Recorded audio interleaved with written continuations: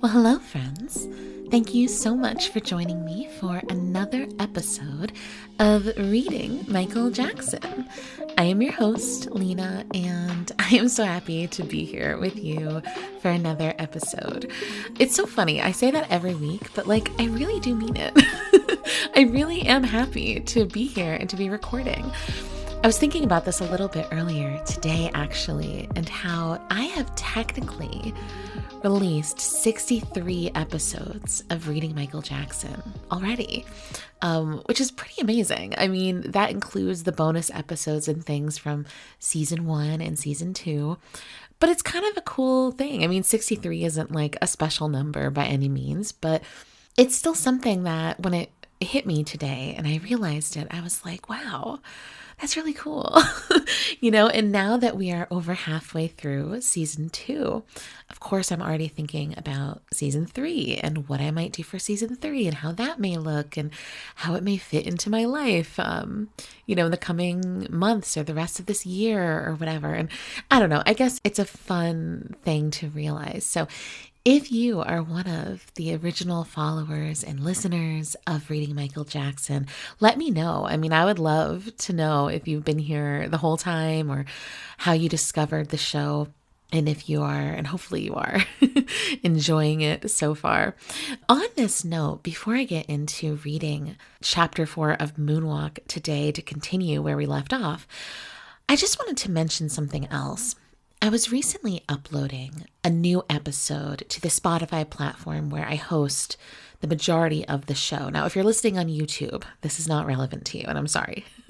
But I guess it is in its own way. But in terms of what I'm about to say, it's not. So I uploaded one of my more recent episodes to Spotify. And this analytics section I can see as a creator told me that only about 52 or 53% of the regular listeners of this show are following or subscribed to the show. Why? Why, people? Why? So I want to once again remind you, if you like this show, if you listen to this show, make sure you follow it on Spotify, if that is in fact how you listen to it. I would say the same for every other platform, but I don't get the stats for those, except for YouTube, which of course, I'm seeing you also YouTube. I would love for more of you to follow the show. But one of the main reasons I would say is that if you follow a show and you like the show, it will notify you when there is a new episode. So you will never miss it or fall behind. But more importantly, at least to me, more importantly, the more people that are subscribed to the show or interacting, the more it will get pushed into the algorithm for other Michael Jackson fans who can then find it.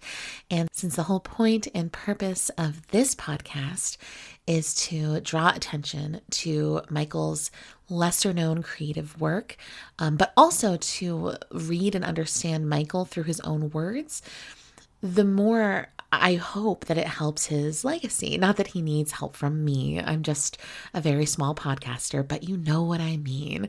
So if you find value in the content, please do subscribe. Please do consider sharing it with your MJ friends.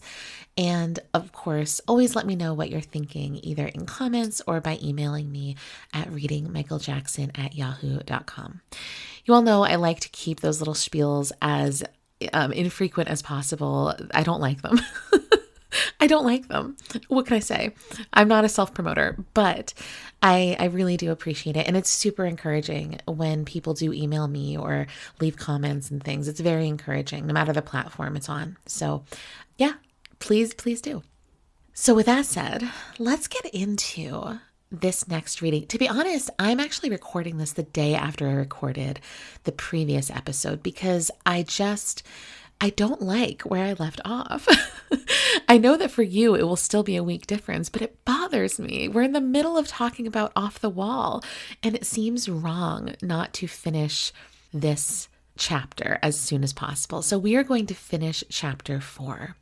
Where we left off is Michael has been talking about how he and Quincy began working on Off the Wall, and he sort of peppers in conversations about how he and his brothers were working on Destiny around the same time, a little bit before, of course. And so he's gone back and forth a little. We haven't gotten that deep into discussing Off the Wall yet, but we've started to. So we're going to use this as our chance to finish that chapter and finish that conversation. So if you would like to follow along today, I will be reading from pages 160 to 176. So now is the time that I invite you to relax, get comfortable, get cozy, and join me for this continued reading of Moonwalk.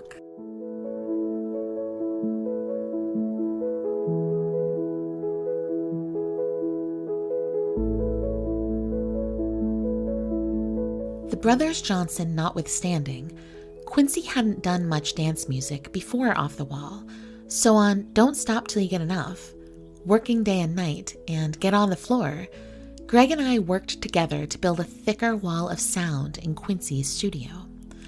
Get on the Floor, though it wasn't a single, was particularly satisfying because Lewis Johnson gave me a smooth enough bottom to ride in the verses and let me come back stronger and stronger with each chorus. Bruce Sudian, Quincy's engineer, put the final touches on that mix, and I still get pleasure out of hearing it. Workin' Day and Night was Paulino's showcase, with my background vocals hurrying to keep up with his grab bag of toys. Greg set up a prepared electric piano with the timbre of a perfect acoustic one to knock out any lingering echo. The lyrical theme was similar to The Things I Do For You from Destiny, but since this was a refinement of something I'd said earlier, I wanted to keep it simple and let the music put the song over the top. Don't Stop Till You Get Enough had a spoken intro over bass, partly to build up tension and surprise people with the swirling strings and percussion. It was also unusual because of my vocal arrangement. On that cut, I sing in overdubs as a kind of group.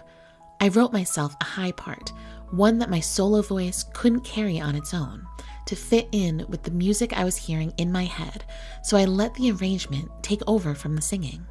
Q's fade at the end was amazing, with guitars chopping like kalimbas, the African thumb pianos. That song means a lot to me because it was the first song I wrote as a whole.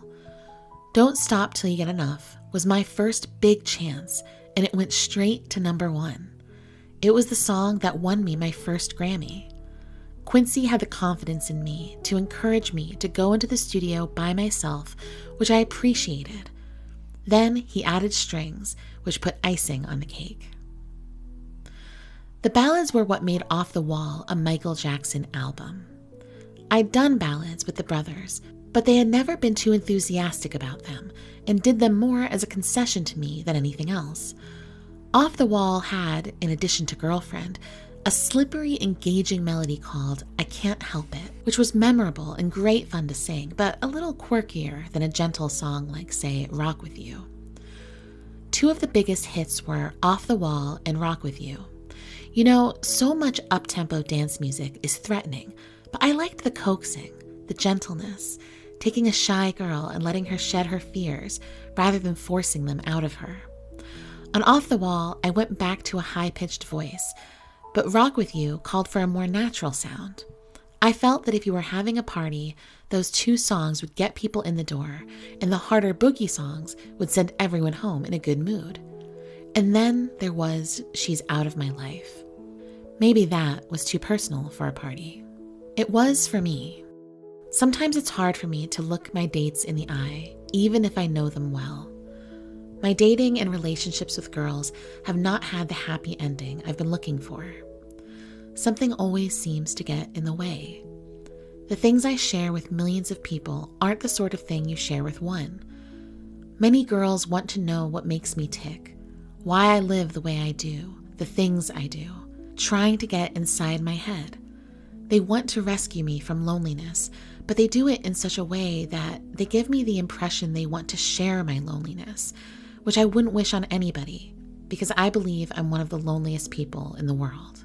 She's Out of My Life is about knowing that the barriers that have separated me from others are temptingly low and seemingly easy to jump over, and yet they remain standing while what I really desire disappears from my sight. Tom Baylor composed a beautiful bridge, which seemed right out of an old Broadway musical. In reality, such problems are not so easily resolved, and the song presents this fact, that the problem is not overcome. We couldn't put this cut at the beginning or the end of the record because it would have been such a downer. That's why when Stevie's song comes on afterward, so gently and tentatively as if it was opening a door that had been bolted shut, I still go, whew. By the time Rod's Burn This Disco Out closes the record, the trance is broken. But I got too wrapped up in She's Out of My Life. In this case, the story is true. I cried at the end of a take because the words suddenly had such a strong effect on me. I had been letting so much build up inside of me. I was 21 years old, and I was so rich in some experiences while being poor in moments of true joy. Sometimes I imagine that my life experience is like an image in one of those trick mirrors in the circus, fat in one part and thin to the point of disappearing in another. I was worried that would show up on She's Out of My Life. But if it touched people's heartstrings, knowing that would make me feel less lonely. When I got emotional after that take, the only people with me were Q and Bruce Sudian. I remember burying my face in my hands and hearing only the hum of the machinery as my sobs echoed in the room. Later, I apologized, but they said there was no need. Making Off the Wall was one of the most difficult periods of my life, despite the eventual success it enjoyed. I had very few close friends at that time, and I felt very isolated. I was so lonely that I used to walk through my neighborhood, hoping I'd run into somebody I could talk to and perhaps become friends with. I wanted to meet people who didn't know who I was. I wanted to run into somebody who would be my friend because they liked me and they needed a friend too, not because I was who I am. I wanted to meet anybody in the neighborhood kids, anybody. Success definitely brings on loneliness. It's true. People think you're lucky that you have everything. They think you can go anywhere and do anything, but that's not the point. One hungers for the basic stuff. I've learned to cope better with these things now, and I don't get nearly as depressed as I used to. I didn't really have any girlfriends when I was in school. There were girls I thought were cute, but I found it so difficult to approach them. I was too embarrassed. I don't know why. It was just crazy. There was one girl who was a good friend to me. I liked her, but I was too embarrassed to tell her. My first real date was with Tatum O'Neill. We met at a club on Sunset Strip called On the Rocks. We exchanged phone numbers and called each other often. I talked to her for hours, from the road, from the studio, from home. On our first date, we went to a party at Hugh Hefner's Playboy Mansion and had a great time. She had held my hand for the first time that night at On the Rocks. When we met, I was sitting at this table, and all of a sudden, I felt this soft hand reach over and grab mine. It was Tatum. This probably wouldn't mean a lot to other people, but it was some serious stuff to me. She touched me. That's how I felt about it. In the past, girls had always touched me on tour, grabbing at me and screaming behind a wall of security guards. But this was different. This was one-on-one, and that's always the best. Ours developed into a real close relationship. I fell in love with her and she with me, and we were very close for a long time. Eventually, the relationship transcended into a good friendship.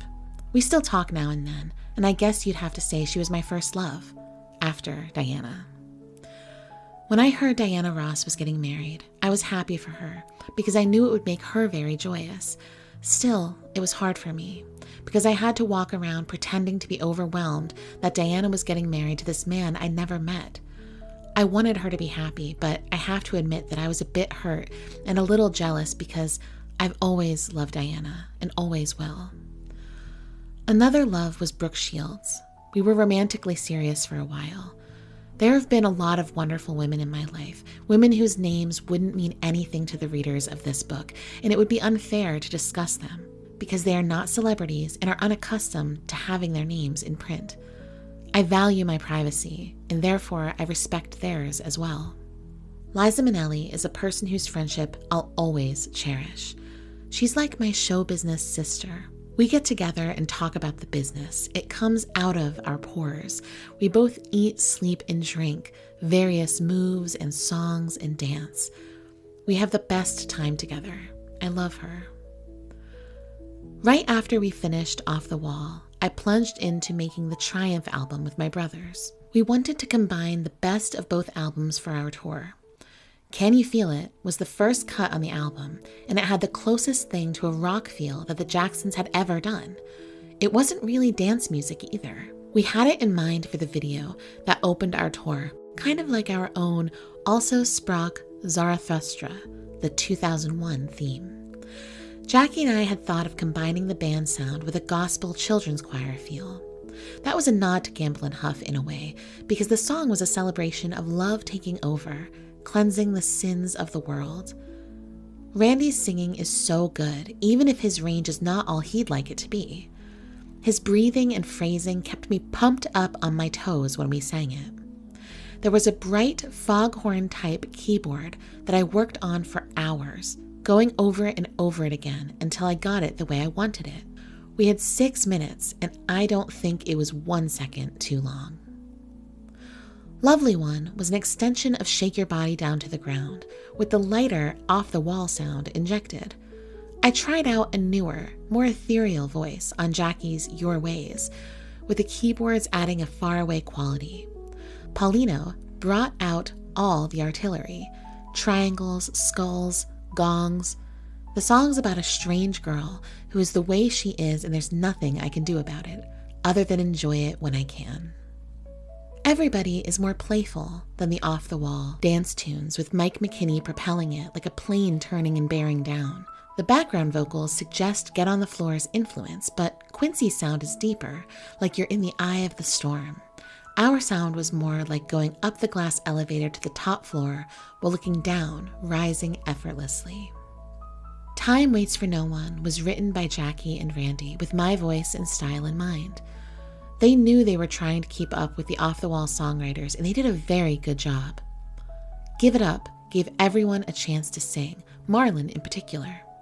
We strayed from the band sound on those tracks, perhaps sinking back into that Philly trap of letting the arrangement overwhelm us. Walk Right Now and Wondering Who were closer to the Destiny sound, but for the most part, they were suffering from too many cooks and not enough broth. There was one exception, Heartbreak Hotel. I swear that was a phrase that came out of my head, and I wasn't thinking of any other song when I wrote it. The record company printed it on the cover as This Place Hotel because of the Elvis Presley connection. As important as he was to music, black as well as white, he just wasn't an influence on me. I guess he was too early for me. Maybe it was timing more than anything else. By the time our song had come out, people thought that if I kept living in seclusion the way I was, I might die the way he did. The parallels aren't there as far as I'm concerned, and I was never much for scare tactics. Still, the way Elvis destroyed himself interests me, because I don't ever want to walk those grounds myself. LaToya was asked to contribute the scream that opens the song. Not the most auspicious start to a recording career, I'll admit, but she was just getting her feet wet in the studio. She has made some good records since and is quite accomplished. The scream was the kind that normally shatters a bad dream, but our intention was to have the dream only begin, to make the listener wonder whether it was a dream or reality. That was the effect I think we got. The 3 female backup singers were amused when they were doing the scary backup effects that I wanted, until they actually heard them in the mix. Heartbreak Hotel was the most ambitious song I had composed. I think I worked on a number of levels. You could dance to it, sing along with it, get scared by it, and just listen. I had to tack on a slow piano and cello coda that ended on a positive note to reassure the listener. There's no point in trying to scare someone if there isn't something to bring the person back safe and sound from where you've taken them. Heartbreak Hotel had revenge in it, and I'm fascinated by the concept of revenge. It's something I can't understand. The idea of making someone pay for something they've done to you, or that you imagine they've done to you, is totally alien to me. The setup showed my own fears, and for the time being, helped quell them. There were so many sharks in this business looking for blood in the water. If this song, and later Billie Jean, seemed to cast women in an unfavorable light, it was not meant to be taken as a personal statement. Needless to say, I love the interaction between the sexes. It is a natural part of life, and I love women. I just think that when sex is used as a form of blackmail or power, it's a repugnant use of one of God's gifts. Triumph gave us the final burst of energy we needed to put together a perfect show, with no marginal material. We began rehearsing with our touring band, which included bass player Mike McKinney. David Williams would travel with us too, but he was now a permanent member of the band. The upcoming tour was going to be a big undertaking. We had special effects arranged for us by the great magician Doug Henning. I wanted to disappear completely in a puff of smoke right after Don't Stop. He had to coordinate the special effects with the Showco people, who controlled the whole setup. I was happy to talk with him while we walked through the routine. It seemed almost unfair for him to give me his secrets, and apart from the money, I wasn't offering him anything he could make use of in return. I felt a little embarrassed about that, yet I really wanted our show to be great, and I knew Henning's contribution would be spectacular. We were competing with bands like Earth, Wind & Fire and the Commodores for the position of top band in the country, and we knew there were people who felt the Jackson Brothers had been around for 10 years and were finished. I had worked hard on the concept for the set for the upcoming tour. It had the feel of Close Encounters behind it. It was trying to make the statement that there was life and meaning beyond space and time, and the peacock had burst forth ever brighter and ever prouder. I wanted our film to reflect this idea too. My pride in the rhythms, the technical advances, and the success of Off the Wall was offset by the jolt I got when the Grammy nominations were announced for 1979. Although Off the Wall had been one of the most popular records of the year, it received only one nomination, Best R&B Vocal Performance. I remember where I was when I got the news. I felt ignored by my peers, and it hurt. People told me later that it surprised the industry, too. I was disappointed, and then I got excited, thinking about the album to come. I said to myself, wait until next time. They won't be able to ignore the next album. I watched the ceremony on television, and it was nice to win in my category, but I was still upset by what I perceived as the rejection of my peers. I just kept thinking, next time, next time. In many ways, an artist is his work. It's difficult to separate the two. I think I can be brutally objective about my work as I create it, and if something doesn't work, I can feel it. But when I turn in a finished album or song, you can be sure that I've given it every ounce of energy and God-given talent that I have. Off the Wall was well received by my fans, and I think that's why the Grammy nominations hurt. That experience lit a fire in my soul. All I could think of was the next album and what I would do with it, and I wanted it to be truly great.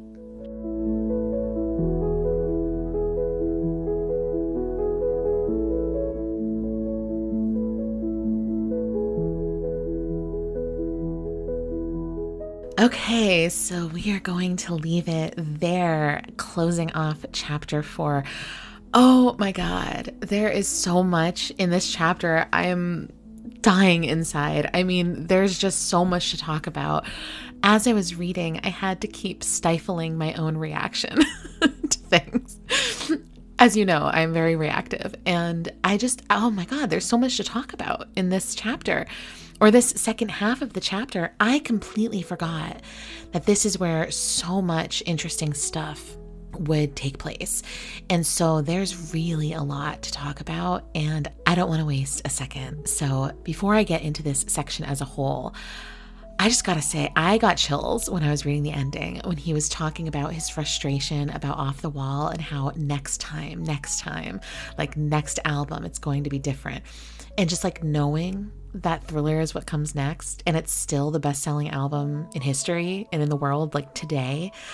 Oh my God, it just like, he manifested this whole life and this whole career, and it's just insane to revisit.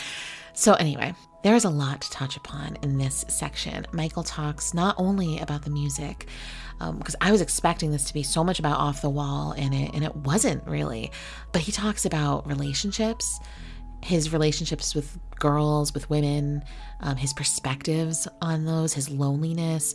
He talks about Elvis, and he talks about Elvis's passing and his own feelings about that. There's just a lot here that I want to get into. So I may not go over all the little things I may normally go over because there's just a lot of big stuff to address, but we'll see. So moving back to the beginning of this section, at the very beginning, Michael is talking more about the songs on Off the Wall and the album itself. At one point, he's talking about his pride in the song, Don't Stop Till You Get Enough. And I think this is kind of funny to read because he mentioned how he layered the vocals and it sounds almost like a group singing. And I have to confess something, and please don't judge me for this. Please don't judge me. I didn't know this was a Michael Jackson song until I got into Michael Jackson. I didn't know. And the reason is because I thought it was a group. I just assumed.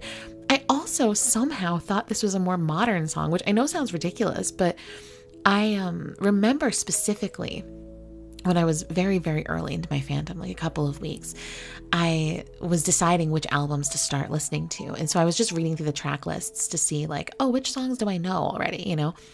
And I remember reading through the track list of Off the Wall and I saw Don't Stop Till You Get Enough. And I was like, really? That song? Because I had always known that song. Of course, you hear that song everywhere. So I always knew it. But I was like, that's a Michael Jackson song.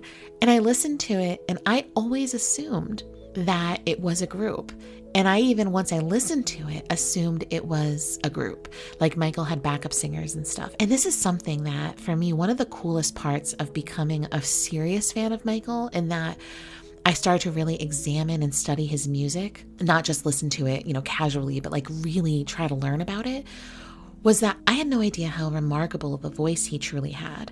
Like prior to becoming a fan, I mean, it always sounded amazing, but believe it or not, this is kind of funny. I mean, I grew up in the 2000s. That's when I was in middle school and high school, was like the early to mid 2000s. And so I was used to auto-tune everywhere.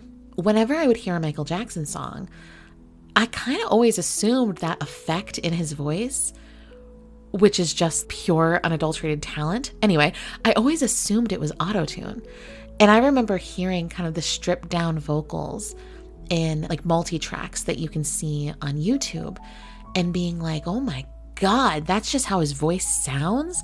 That's just his tone of voice. Or then that's just stacking of vocals. That's all him singing every harmony part, 16-part harmonies. That's him every single part. There's no backup singers. Like, it blew my mind. And I couldn't believe it. And I genuinely think that, especially in the age that I was growing up, where there was a lot of backup singers, often backup singers sung better than the main artist. And I was not accustomed to this idea that the artists themselves would sing every part, would stack layers of their own vocals, would be able to have such incredible tones of voice and effects on their voice that, like, I genuinely didn't know a person's voice could do. And I just mean, like, tonally speaking, I didn't know it was possible. So I had always assumed there was auto-tune on his music. And I'm just revealing in a very vulnerable way how uneducated I was and how ignorant I was of Michael Jackson's talent prior to being a fan. This is why I feel so confident that the biopic will have such a strong effect on generating new fans. Not just because biopics always do, but because I was someone who really didn't know anything about Michael. I didn't know he wrote his own music. I didn't know he sang every part. I didn't know his voice was literally perfect without any effect being put on it. Like, I just didn't know, you know? So as soon as I started to discover these things, I was like, oh my God, this guy is incredible. And hence why I think when others discover that, especially in this era of music, I think they're going to be especially impressed by him, you know? Anyway, that's all an aside to say, realizing that Don't Stop Till You Get Enough is Michael Jackson was shocking to me and really exciting. Now, something else I just want to mention about this is that he mentions the spoken word intro. I love the spoken word intro. And in fact, I love every time Michael speaks on his songs. I just think it's great. But I remember, and I just have to say this because it annoys me so much every time. I think about this.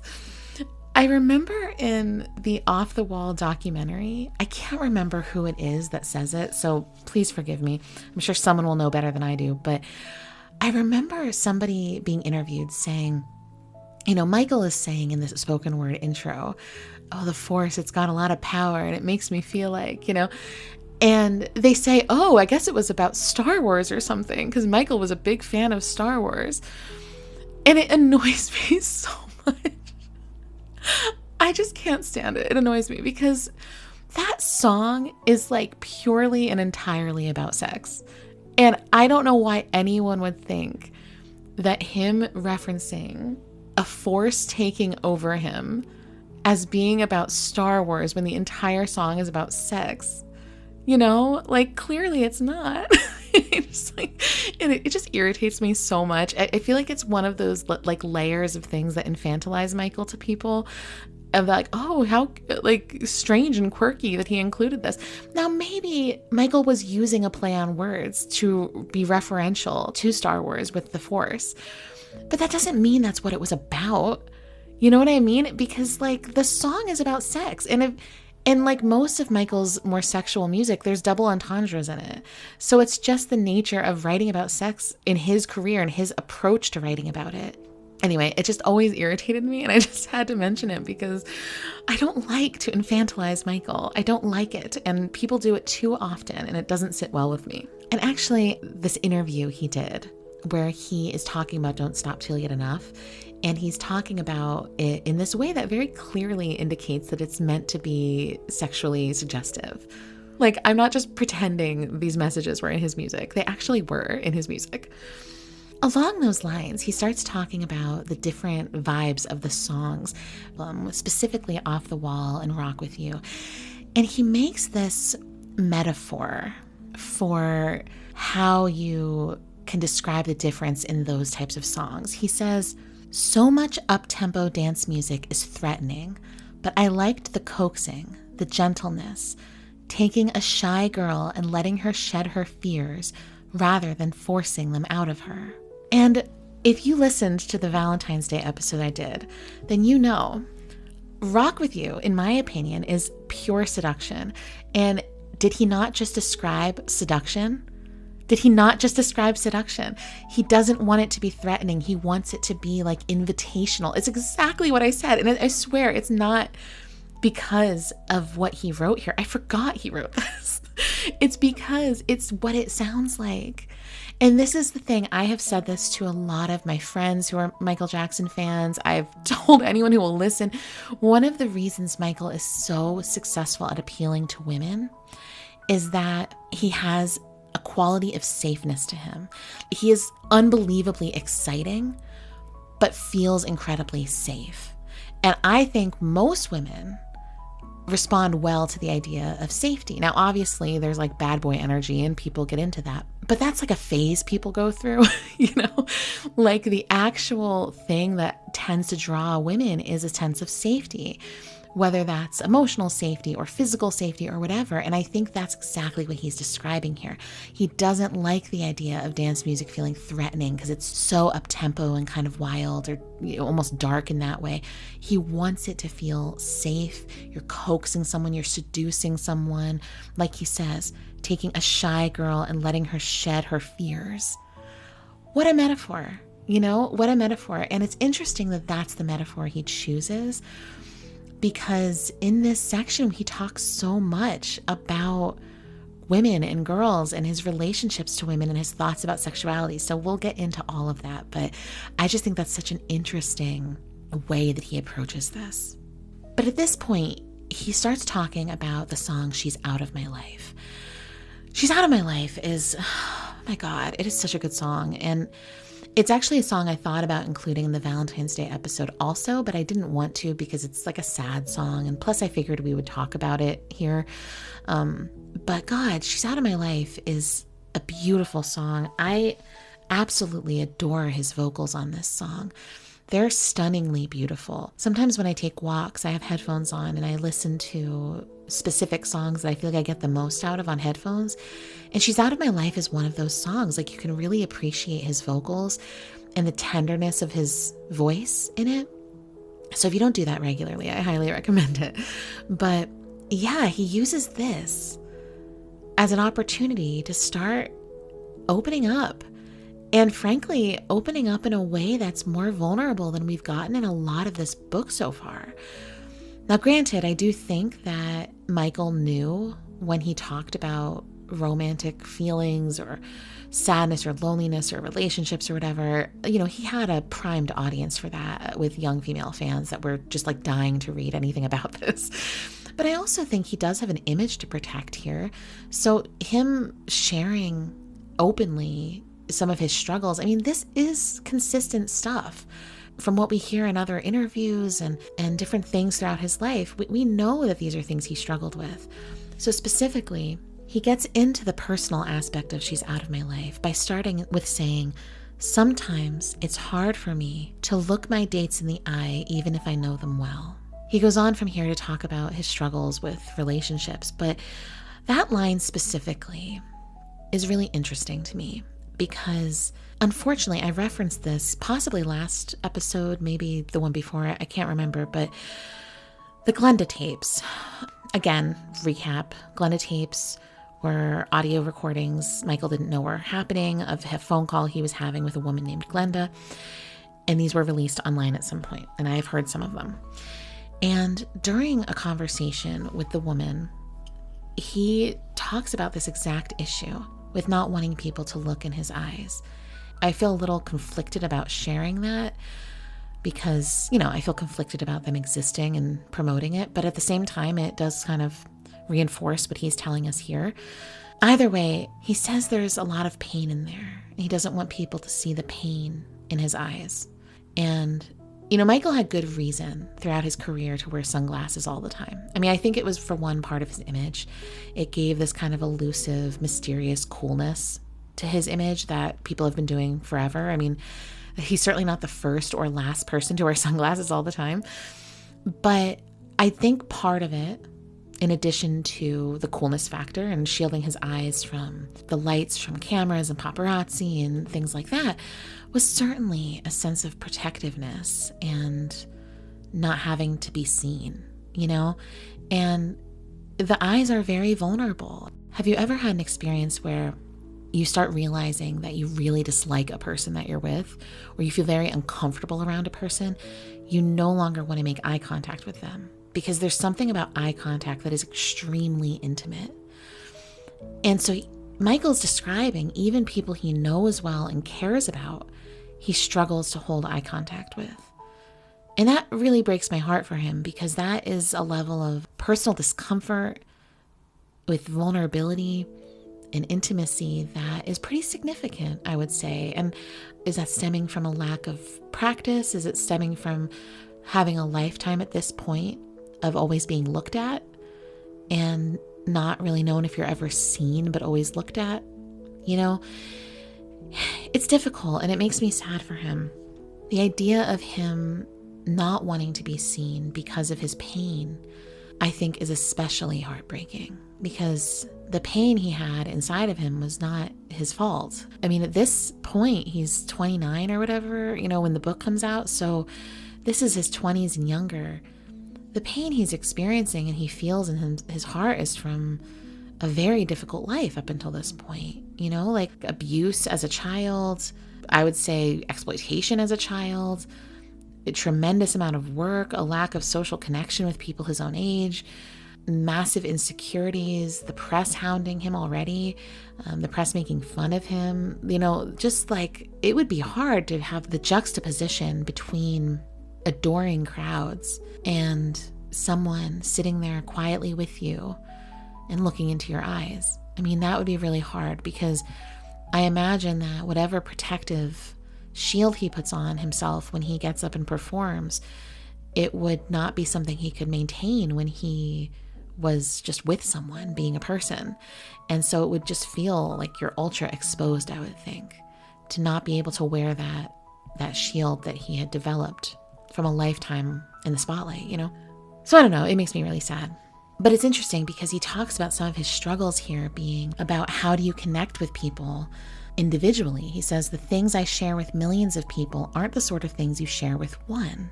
So what does he mean by that? You know, I mean, I think he means the kind of distanced love. You know, I mean, I always talk about, like, I love Michael Jackson so much, and I do, and I feel like I know him, but I recognize I don't know him. Do you know what I mean? Still, I mean, he's on the receiving end even today. His spirit is on the receiving end of just endless, endless love for him and so much admiration for him. And that is a very safe place in the sense that your personal flaws are not on display. Whereas in a personal relationship, you really can't avoid someone knowing your flaws or seeing your weakest moments or whatever. And so when I first read it, I read it like almost he's more comfortable sharing things with millions than one. But as I think about it more, I think he just means the type of relationship you have with millions you can't replicate that with one person. You can't have a person who just exists or sees you on the outside and is comfortable with that limitation. Like, what's conflicting about this whole thing is that Michael later in the chapter says, like, I want someone to want to be friends with me because of me. But then he also says things like, many girls want to know what make me tick, why I live the way I do or do the things I do, trying to get inside my head. And he clearly doesn't like this, you know, like he doesn't like to let the wall down. So on one hand, he wants to be known desperately. On the other hand, he's admitting, I don't want to be known. Do you know what I mean? So it's a conflict. And this is probably why he struggled so much with relationships in his life. Like, as soon as they started to get too close, it was uncomfortable for him. And it was not something he wanted to do. But then he lived in the constant lack of that and the constant craving for that, which then made him vulnerable to predatory people. So it's like this terrible cycle for him. And this is why poor Michael would have benefited so much from therapy. But, you know, it was a different time. And I can imagine a lot of celebrities are wary of therapy anyway. But this whole part actually kind of reminds me of his lyrics in the song Give In To Me, specifically where he says, I've spent a lifetime looking for someone. Don't try to understand me. Just simply do the things I say. And then the chorus, of course, love is a feeling. Give it when I want it. I'm on fire. Quench my desire. Give it when I want it. Talk to me, woman. Give in to me. Give in to me. So I know I mentioned this in one of the previous episodes, probably the bonus. I don't know. I mean, that's a song that's very emotionally and sexually charged, but it's kind of laced in this feeling of like wanting someone to love you and be close to them, but not wanting them to really see you. And women, I mean, I can't speak for all women, of course, right? I cannot speak for all women. I can only speak for myself. But I think a lot of women are like this, where we deeply want to understand the inside internal experience of our partners. I know I do. I want to understand the inside internal experience of every person I've ever interacted with. So, I mean, of course I want to with my partners. So Michael wouldn't be able to tolerate me, unfortunately. I would not let up and then he would ghost me. It's so sad to think about. Anyway, I just think that part is super interesting. But even still, he's not done. I mean, there's more he's revealing here. He says, they want to rescue me from loneliness, but they do it in such a way that they give me the impression they want to share my loneliness, which I wouldn't wish on anybody because I believe I'm one of the loneliest people in the world. I've often thought about this section. They do it in such a way they make him believe they want to share his loneliness. And all I could think is that means they are willing or express that they are willing to sacrifice a certain amount of privacy, a certain amount of connection to others, maybe even being able to openly date him. Like, they would miss out on a lot of things if he felt he had to keep things really quiet for whatever reason. Or if the opposite is true and he wanted to be out in public with them, they would lose so much of their privacy. And so therefore, they would start to experience what he does, where people want to get close to them because they're dating Michael Jackson, or you know what I mean?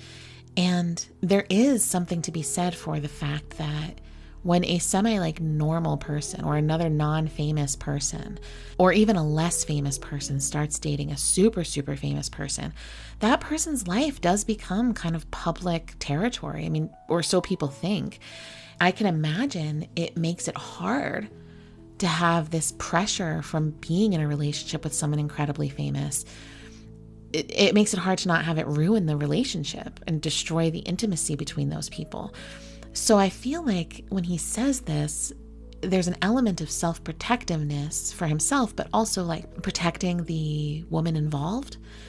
But it also shows that he didn't really trust that if they said that, they really meant that, or that they didn't see it as a sacrifice because they just wanted to be with him. You know, like I can't help but think that he kind of had this self-fulfilling prophecy of loneliness when it came to these relationships, because he both wanted a person who could be there and know him and handle it, but he also really didn't want to give someone a chance, even if they wanted to do it. Does that make sense?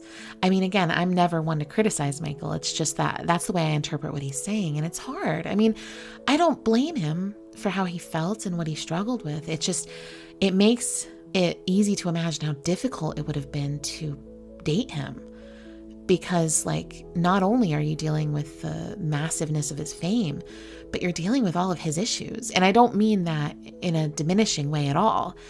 I know a lot of women who would gladly sign up to deal with his issues, you know? I just mean it's a difficult road, and you can't force someone to be vulnerable. You can't force someone to let you in. And if Michael was not really one to let people in, then what can you do? You can't force it. You know, someone will either let you love them or they won't. And I feel like that's kind of the vibe I'm getting with Michael, sadly. He goes on to say that when he was singing She's Out of My Life, he got caught up in the idea of what he could never really have.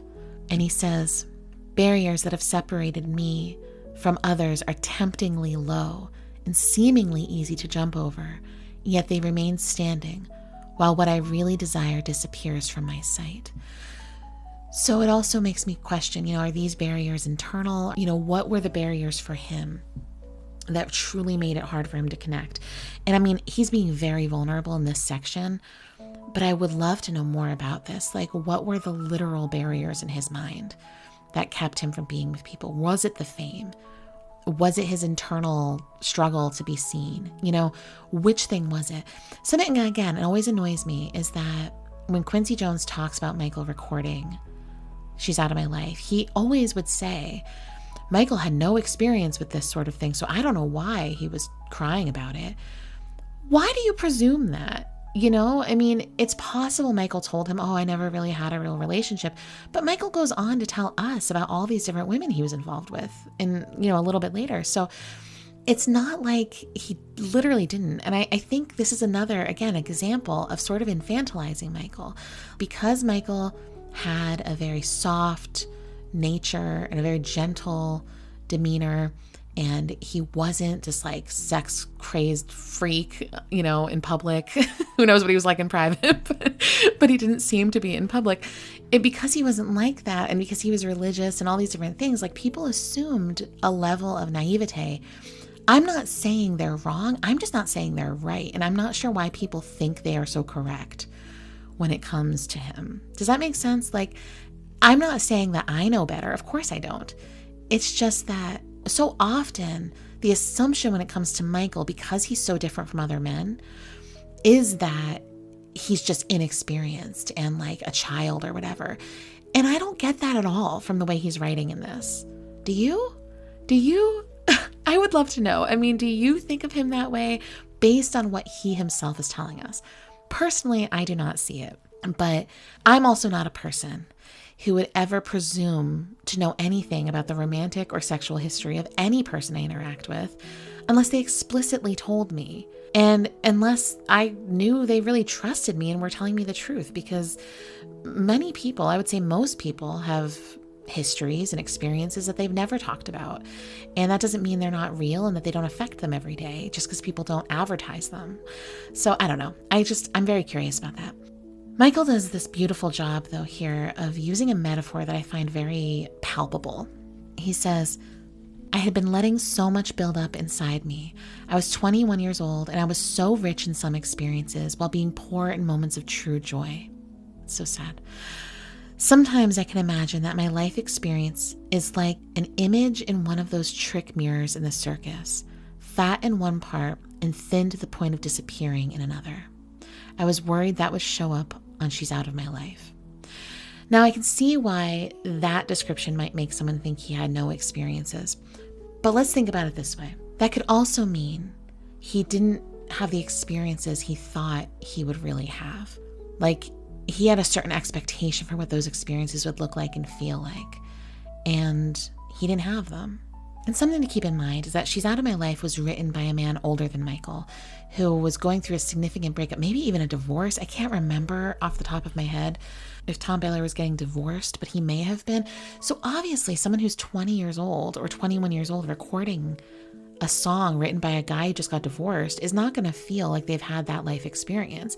And Michael, obviously, he was so affected by the song, and yet he didn't have that experience. So it's very possible he feared, like, oh, how can I show myself being so vulnerable on this record when I don't actually have the same experience as the person who created this? It was different when he was a kid, because of course he didn't have those experiences as a kid. He just sort of translated. But in this case, I think you can only really know what you don't know when you've experienced something. I don't know, that is my take at least. But I think that metaphor is a really effective visual metaphor, where he had some experiences that are so fat, as he said, like a funhouse mirror, so fat and overflowing. And I imagine those experiences of travel and, seeing the world and experiencing unique things like that and meeting a lot of different people and, performing and recording and all these things he did. But then his social experiences are like nothing in comparison. So again, when you compare how much of that experience he had in his professional life versus his personal life, that alone is such a staggering difference. So it doesn't mean he didn't have any. Again, I'm not saying he did. I don't know. It's just, it feels infantilizing, especially with what he continues to tell us throughout the chapter. He finishes this section about She's Out of My Life by talking about how he cried on the take and how he was very embarrassed by it, and they ultimately told him not to be. And I know such a recording exists where we can hear a little bit of this and him apologizing, so I am going to try to find it and put it here for you to listen to. And I've learned that love won't wait. And I've learned that love needs expression, but I learned too late, and she's out of my life. She's out of my life. Damned indecision and cursed pride, 'cause the love I care for her like deep inside, and it cuts like a knife. She's out of my life.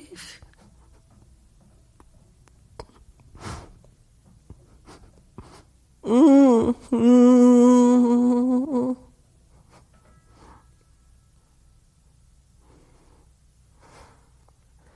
I'm sorry I messed that up. You did what? Michael, it's just like, it's heartbreaking to me because he sounds so young and so sad and small. And I just, he was such a young man, and I just feel such compassion for him, I mean, it's difficult because I don't want to be ridiculous. Like, we all go through difficult things, It's just, I feel a lot of compassion for him because when we look at his life, this is, again, I've said this several times, but this is the challenge of reading Moonwalk, is that it ends the story when he's 29. And we know how the story continues. So the things he says in this book, they don't really stand alone because, time has passed and we know how things evolved in his life. I just don't know if he ever really had the kind of love that he wanted and like really deserved as a person. You know, the love that everyone deserves, but I think Michael especially deserves because he was a wonderful, wonderful human being. And he gave a lot to a lot of people. And I feel like he has been on the receiving end of so much love. But like he said, the kind of love you have with millions is not the kind you have with one. And I think he fed off of and lived off of the love he got from millions. But there's only so far that can take you if what you're really craving is that deep love and acceptance from another person. So I don't know. I don't want to get deeper into psychology here. But yeah, I don't know. It's just sad. There's more to say about this though. So God, this is already, I'm telling you, this is gonna be a long episode, people. What can I say? There's just a lot in this chapter. One thing I do want to know about Michael crying on his performance with She's Out of My Life is how I've always found it really interesting that he incorporated that into his live performances of this song. Especially I always think about in Bad and the Dangerous tour, when he was still performing the song, like he like full-fledged incorporated like an emotional breakdown into the song. And I wonder about that because what he describes here is such an incredibly real and raw experience. And I mean, multiple other people vouch for having witnessed that experience with him recording and breaking down in tears. And I guess I wonder what thought process went into making that part of an act. And now I want to be clear, I do not mind that he does this. I love how in the later half of the Bad tour and then in the Dangerous tour, he goes from I Just Can't Stop Loving You into She's Out of My Life. I just think it's like a really cool transition between the songs and it's really effective. But him ending on the crying part, I think it's dramatic and great and I don't mind it. I know there are some fans that don't like it, but I don't mind it. I just think it cheapen his experience recording. Not because there's anything wrong with it, but because it's based in reality. Or is that his way of being a little bit vulnerable, of letting people into that process? You know, is it all performance? I guess is what I'm asking. Like, yes, I know that it's like he's performing in those moments, but I'm saying, is the entire reason for including it for the sake of performance, or is he trying to communicate something deeper? I don't know.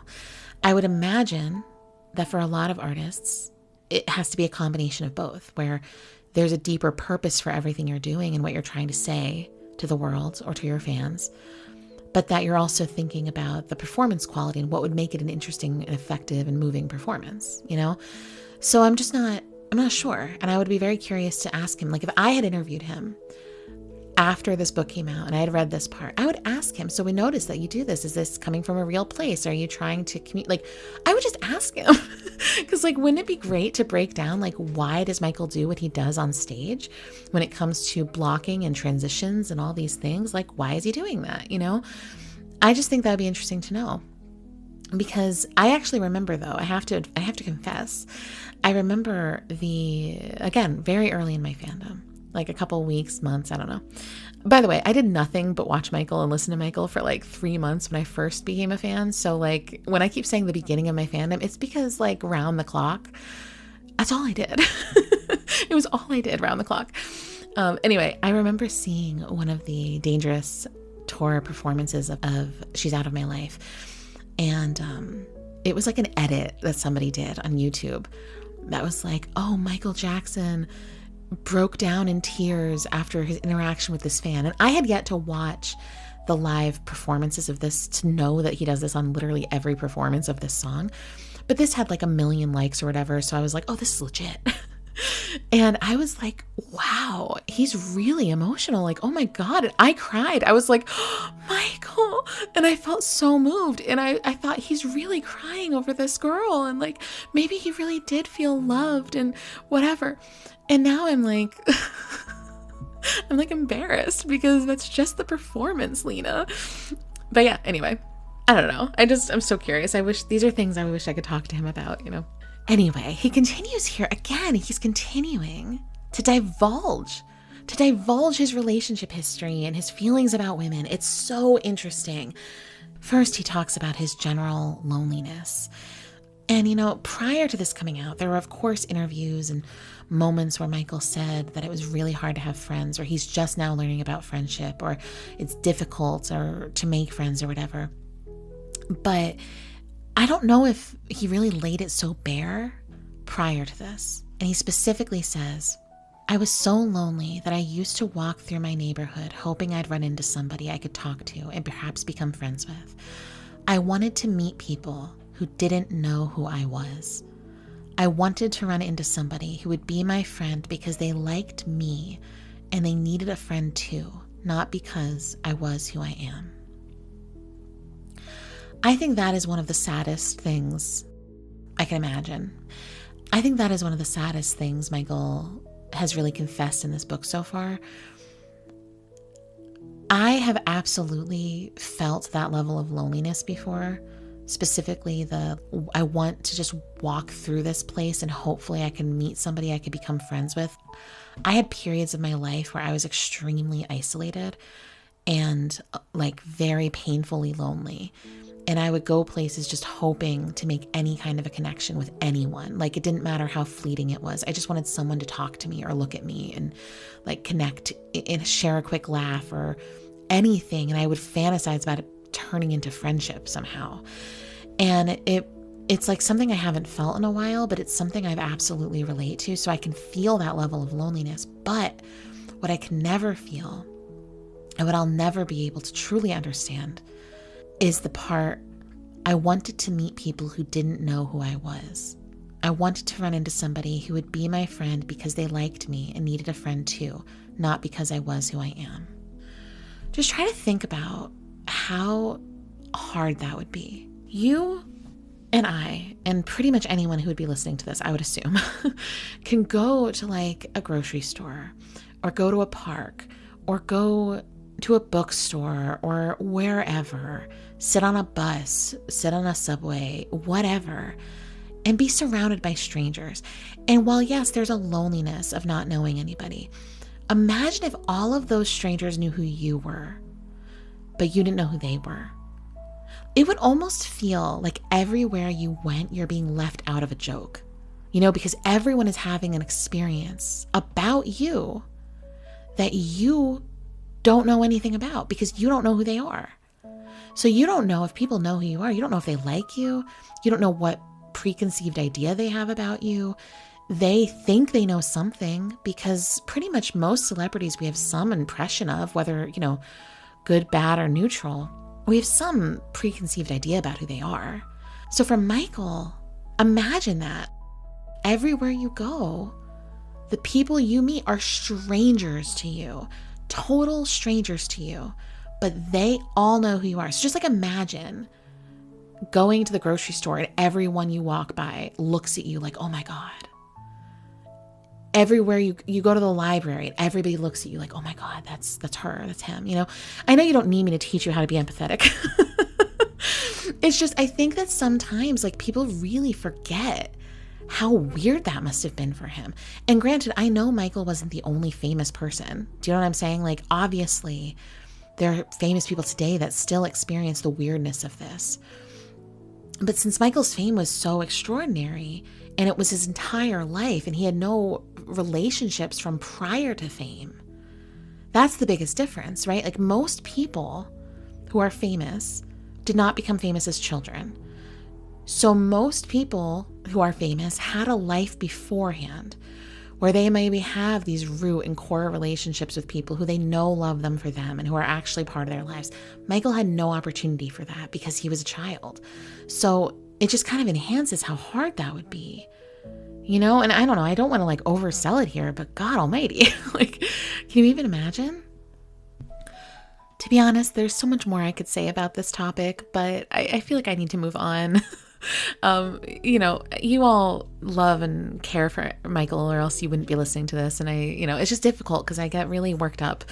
I get very emotional when I record this, and it's hard to move on sometimes because I feel like I could just talk and endlessly kind of plead to the world to be compassionate toward him. And I'm speaking to the wrong people, like you guys all understand. You all already feel it. You know what I mean? So anyway, he uses this premise of loneliness and the desire for the more basic stuff and those more basic connections to begin talking about his foray into his relationships with girls and ultimately women. And he says at the top here, he didn't really have any girlfriends in school. He was always too shy. Can you imagine though, like just for a second, can you imagine you're in school with Michael Jackson and you have a big crush on him? Because like, of course. And then you later read this book and he's like, oh, I had crushes on girls, but I was too afraid. Wouldn't you be kind of like, what if it was me? What if I was the crush and I could have been with Michael Jackson? Like, I would lose my mind. I would never sleep again. That would ruin my life. Sorry, but it would. Anyway, like there was one girl who was a good friend to me. I liked her, but I was too embarrassed to tell her. Did she know? Did she read this and want to die? I just want to know. I want answers. I hope she comes out someday with her own book about the mutual love she had with Michael Jackson. We'll see. But then he goes on to talk about his first real date, real relationship with Tatum O'Neal. He describes what is honestly an over-the-top first date, which is going to the Playboy Mansion. What? I'm pretty sure Michael was a teenager at this point, and Tatum was a pretty young teenager as well. I think there's like a 5-year age difference between them or something. And so this would have been in the 70s. Like, what was Michael even doing at the Playboy Mansion, first of all? But also, what was Tatum doing there? Like, these were kids. Like, they probably shouldn't have been there. But anyway, maybe normal things happen there too. I have no idea. I don't think particularly highly of the Playboy Mansion, but maybe that's just me. Anyway, he describes what I think is one of the sweetest things in the world. He says that he was sitting at the table and all of a sudden I felt this soft hand reach over and grab mine. It was Tatum. This probably wouldn't mean a lot to other people, but it was serious stuff to me. She touched me. That's how I felt about it. In the past, girls had always touched me on tour, grabbing at me and screaming behind a wall of security guards. But this was different. This was one-on-one, and that's always the best. Oh my God. This is just too much for my heart. Like, everything about this is so pure and lovely. And this is something Michael talked about like throughout his adult life. He would reference how the first time he held hands with her, it was like the best thing in the world. And it's so unbearably sweet to me how he describes this. And I remember how I felt when I first read this and I was like, oh, Michael. But I also feel so sad for him because the way he describes, girls had always touched him when he was on tour. They would grab him and scream and try to get to him and stuff. And I've always wondered, I've always wondered about Michael. How did the experience of seeing girls and women in that kind of state of perpetual frenzy about him, how did that influence the way he looked at or thought about girls and women? Because I don't imagine it would make you think highly of them. And I'm not saying that because like I have anything against fans acting that way, because I am a fan and I understand. I'm just saying on like a human level, from Michael's perspective, wouldn't that make you be kind of like put off on some level? Like, oh God, they're so pathetic.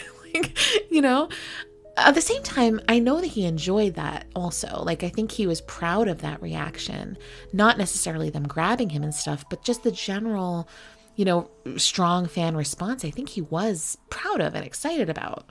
So this is just the kind of continued thing that made the nature of his fame and his life so complicated. Like, I do think he enjoyed it and liked the female attention and the fan attention, but it wasn't real.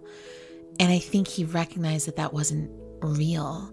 Like, fans can love him, but it's not the same thing as being loved or wanted by a person who's in your presence. It's just not. Like, it wouldn't be. And so just the idea that like he had never really been intimately, and by intimately, I'm obviously, using that loosely here because it's just holding hands, but he had never been intimately touched by a girl until then. But he had experienced touch from all of these girls. Like, it's bizarre because for those girls who were fans of him, touching him would have been incredible because you're in love with him and he's like your idol or whatever. And you touch him in this fan way and you're talking about it forever. But for him, you were just like another set of hands grabbing him. Whereas this one girl made him feel seen. And it's just like it kind of demonstrates the dichotomy of his experience and how odd it was. What's interesting about Tatum O'Neal, though, is that even though Michael had talked about, being and having dated her and stuff throughout his life, like much later, like in the 2000s, she talked kind of negatively about Michael and said that he exaggerated their relationship. I don't know a lot about Tatum O'Neal as a person. And I'll be honest, I haven't watched these interviews she gave in a really long time. But it always sort of sat wrong with me that, as far as I know, she only really contradicted anything he said about her when he was getting really bad press in the 2000s. And I don't know, I guess it just makes me feel sad if that is in fact true, that they did have, as Michael says, this really close relationship and he felt they loved each other. It makes me sad that she sort of spoke out and said he was exaggerating and the things that he said happened didn't really happen or whatever. Because I think he had told a story about how she had tried to have sex with him or pursue something sexual and he was kind of like too scared to follow through. Like they were teenagers. And again, she's younger than him though. So I think she was like, why would I have done that when I was that young? Like that's, of course I didn't do that. But I'm also not sure why he would say it. Like, I don't know. I guess I just don't really understand I don't know. I mean, I guess this is just one of those things where we weren't there. We don't really know what happened. It's not like he talked about this a lot. He was just talking about, I think it was during the Martin Bashir documentary in the 2000s. I believe that is when he shared that. And maybe that is what she was speaking out in response to. Who knows? I am inclined to believe Michael and his telling of things, but I also recognize that, like, there's interpretation to different events also. And I wasn't there. I was not part of this dynamic between them, so I couldn't tell you. But whatever it was left an impression on him. And I want to say there was also a time period where after that, maybe it was after his death, she spoke very positively about her relationship with him. So honestly, it mirrors a lot of people, including Brooke Shields, who we'll talk about in a second. It mirrors a lot of people who, during the time they were involved with him, spoke really positively about him. But then, as they grew apart or had different relationships with him later, when he started to have bad press, they also joined the chorus of people making fun of him or speaking out against him. And then when he died, they all were in their sympathy and sadness about him and talking about how amazing he was. Like, there's so many people that fit into that category. Almost everyone publicly turned on him in the 2000s, And then after he died, they all came out singing his praises again. So it's kind of gross to see. And I don't mean to loop Tatum into that if I am incorrect about this, but I'm quite sure I am correct. So I'm going to leave this as it was. But with Brooke Shields, who he describes as another one of the loves of his life at this time, we all know Brooke Shields and Michael did date and they had involvement. They were very close. He obviously had a big crush on her. He described before they even met that he had pictures of her in his room. So clearly he was very into her. As far as I know, I've read that Brooke had really heavily pursued having Michael bring her to the Grammys. I cannot recall if he references it in that way in this book, so I won't get too much into that. But they obviously had public sightings together. She was on his arm during a lot of the biggest moments of his career in the mid-'80s. And they stayed friends. I mean, they stayed connected. Recently in a documentary she put out, there was this little clip that was shared, this adorable clip of Michael recording a little video for her, like a little video message, where I think he must have been just experimenting with sending video messages to people. I don't know. But he just said Hello, Brooke. I'm working on my album. I just want to say hello, and I hope I get to see you soon. Just a brief message on video. Goodbye. And it was adorable. I didn't watch her documentary, but I have read and I've heard that she, in that, sort of denounced their relationship also and said that he was overly interested in her and it bothered her and stuff, even though they were friends for a solid 10 years. And she was featured on multiple interviews about him. I remember even seeing her being interviewed by another model at some point in the early 90s and them asking her about her sexual relationship with him. And she was like, oh, you'll have to ask Michael about that. It's weird in a way, the sort of revisionist history to people's relationships with him when they were very publicly known to be dating at different times. Now, I do know in the early 90s when Michael said that he and Brooke Shields were dating on the Oprah interview he did, I do know that Brooke Shields was actually in a relationship with someone else at that time. And I always assumed that Michael just said her name because he needed to name someone when Oprah was asking who he was currently dating. I mean, I always assumed he was dating someone else who he wasn't ready to be public about. I don't know why. This is just what I assume. Sometimes I feel like I have like just instincts about him, and I don't know that that's true though. I'm just saying how I always interpreted that. Anyway, a lot of conjecture there, and I don't want to lead with my conjecture. I'm just commenting on these things. But most importantly, once again, Michael talks about Diana Ross. He talks about Diana Ross so much. It's like every episode, I have to giggle and be like, sorry, I don't know what to say about this.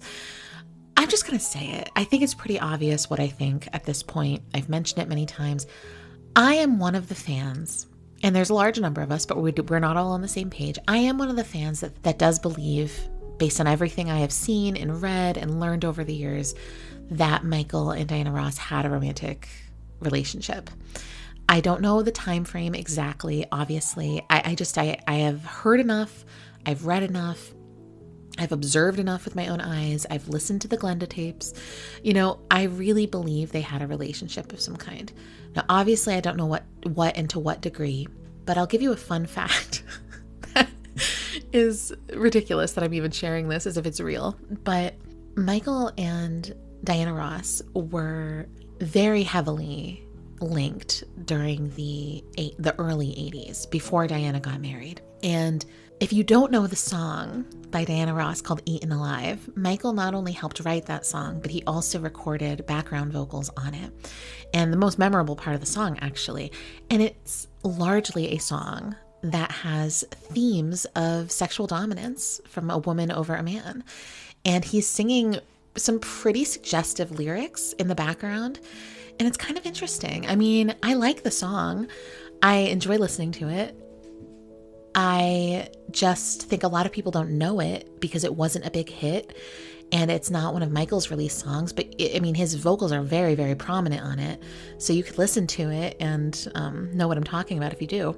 But he also wrote other sexually suggestive songs for her, like Muscles, for example, which is a song I don't completely get, but he wrote it for her. They were seen together in public all the time in the 80s. They also, there's a photo shoot with them that is actually featured in this book on page 70. That is from a photo shoot that I have actually read an interview with the photographer that he gave, that he said that the photo shoot was almost uncomfortable because Diana and Michael were like all over each other in like a very intense way. Now, I've also read, I think the same photographer gave a different interview at a different time in which he was like, oh, it was a very nice photo shoot. So I don't know what's true there because, there's conflicting things and you don't know how things are twisted when they're reported. I'm just sharing a fraction of the reasons I believe they were very romantically involved. But also the fact that Michael, there were interviews where he would say, I'm planning on marrying Diana Ross and we're going to move to Switzerland. And then Diana married someone else and moved to Switzerland with that person. So I can't help but think that was like part of the plan. Now, in fairness, I do think the person she married was from Switzerland, but my point being, there are a lot of little coincidences when it comes to their relationship. And let's just say it. I know a lot of people get angry. I see it in comment sections a lot. Michael wrote a song called Dirty Diana. And I recognize that the story in the song is about groupies. But, symbolism, metaphors, storytelling, they're all a thing. All I'm saying is I don't know that I would choose the name of a significant person in my life who I've publicly been connected to and talked about my whole life as being someone I'm in love with, and name a song calling out the sexual promiscuity of a woman, if I wasn't trying to imply something. So I'm just saying, I think there's a lot of reasons to believe that Michael was actually involved with her, that it did not work out in some way.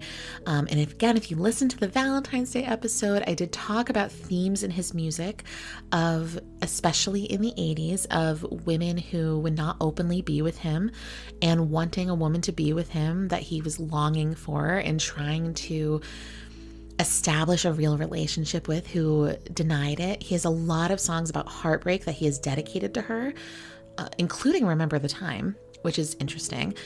And I haven't even gotten into all the things I've known and read. So I am just telling you up front, these are my thoughts. And I do believe that Michael's repeated mentioning of her throughout this book is obvious. I mean, he's not pretending this was a child crush. You know, he's calling it that he loved her, like she was his first love. And I do believe that she legitimately was. And Diana's son has been asked about this, and he said, oh, my mom has always denied it, but like, I don't really know. You know, like, I don't know. I believe it, and I believe it, and I have a lot of thoughts on it, but alas, this is already super long, and you don't need all my conjecture. So Michael himself is saying he's in love with her, or that he has always loved her. And even though he's not talking about their relationship, that doesn't mean he didn't have one. You know, I mean, he's consistently said, I loved her.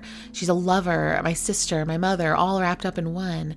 I was jealous and hurt when she was getting married, but I had to pretend I was okay. Like, these are not things you say about someone you weren't in love with. So why do we always assume it only went one way?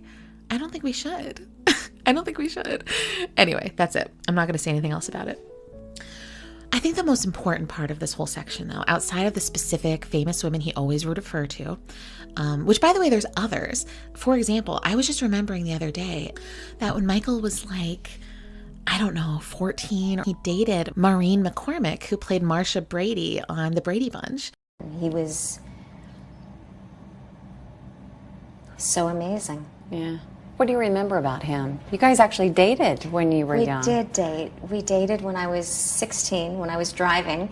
I had a chocolate brown 220 diesel Mercedes car that I used to drive up to the Jacksons' house, to their gate. And you'd pick up Michael? And I would pick up Michael in my little Mercedes diesel that I was like so embarrassed to even be in. And we would go out and we would... How old was he at the time? Well, let's see, if I was 16, he was 13, 14. Oh, younger men. Cougar, definitely, yes. Yeah. And I was just absolutely in love with Michael Jackson. I thought he was the greatest star ever. I couldn't even believe that here I am, little Maureen McCormick from the Valley, driving up to the Jackson 5 house and going inside and hanging out. And Michael was like, here comes Marsha Brady. I wish. I mean, I don't know. I'm sure he was. But I definitely had a huge crush on him. And we kissed. And on the lips?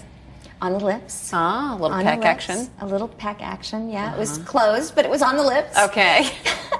But...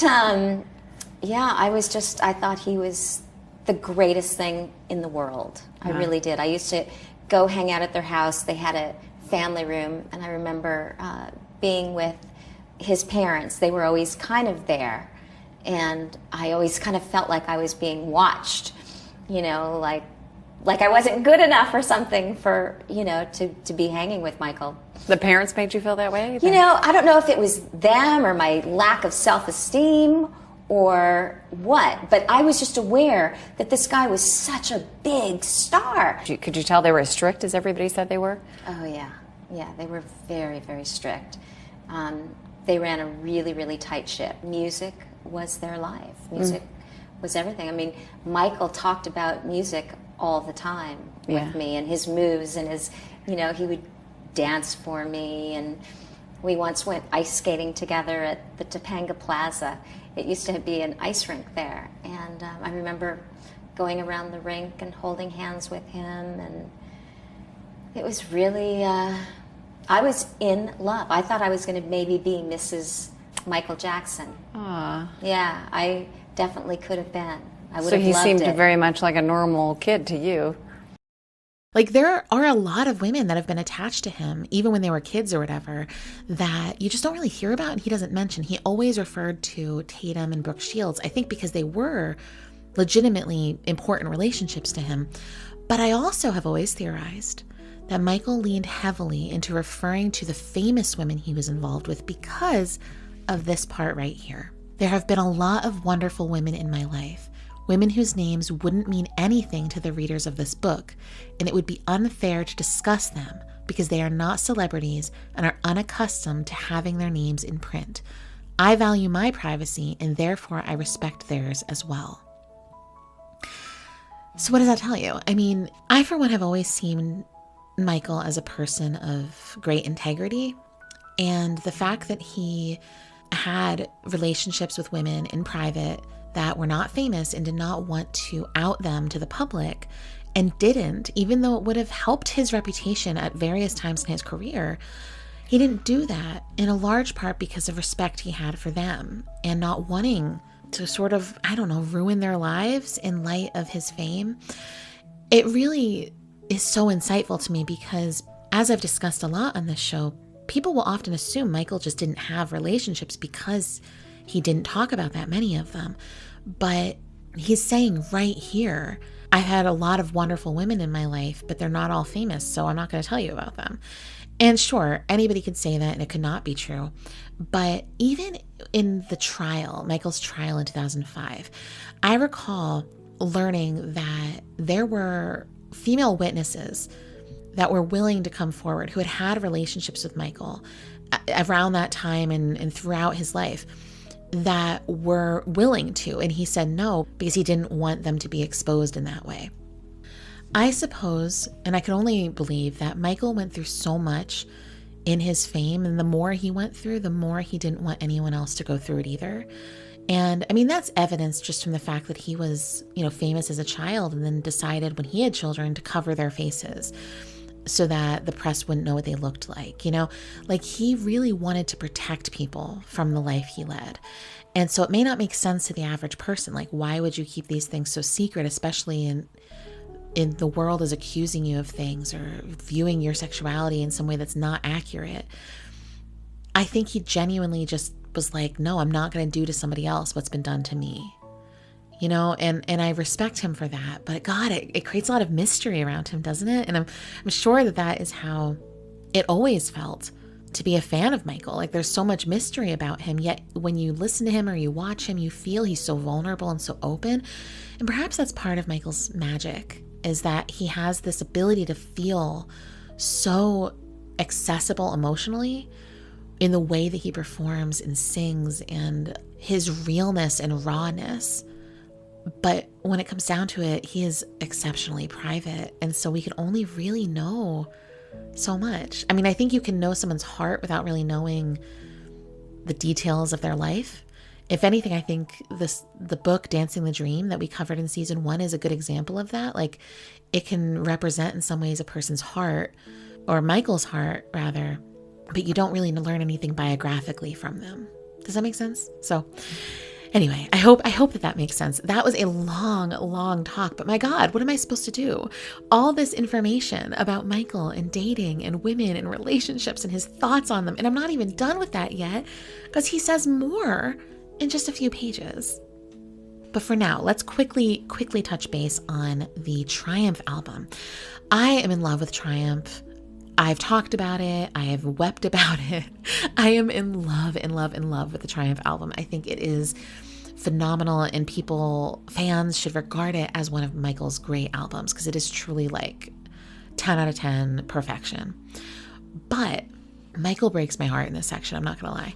Granted, he's talking positively about most of the songs. Can You Feel It, which is amazing, and the goals they had for it, and Lovely One, and Everybody, and Time Waits for No One. I mean, amazing songs. But he breaks my heart when he says that the song Give It Up is an example of them straying from the band sound and perhaps sinking back into the Philly trap of letting the arrangement overwhelm us. Michael, what? What are you talking about? Give It Up?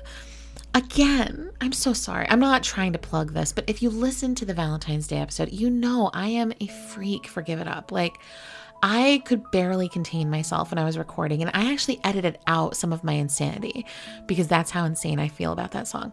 So him feeling not super satisfied with it is disturbing. It's disturbing to me. How is it possible? And then he talks a little bit, though, about This Place Hotel, or Heartbreak Hotel. And I want to talk in a moment about the Elvis connection here, because I have some things to say about Michael and Elvis. But I also want to just touch upon how he ends this section. I also just want to touch upon what he says about women in regard to this, because that is the theme of this chapter. He talks about how this song, Heartbreak Hotel, and Billie Jean might seem to cast women in an unfavorable light. And he said, it's not meant to be taken as a personal statement, but needless to say, I love the interaction between the sexes. It's a natural part of life, and I love women. So I just want to really quickly say something about this before I continue his part. A couple of years ago, I was on a Michael Jackson forum, and there's this thread that is all about Michael Jackson being a misogynist. And it was using examples like Dirty Diana and the premise of the video for The Way You Make Me Feel and the song Dangerous and Billie Jean and all these songs as examples of his misogyny. Now, I want to be clear. Women being a fan of an artist does not mean that artist is not misogynistic by nature. I don't think that that's true. There are plenty of very misogynistic artists that have always had hordes of female fans. Women uphold misogyny almost as much as men do. So I'm not going to say that that's not the case. And again, remember, I am a feminist. So when I'm saying all of this, I'm coming from that perspective.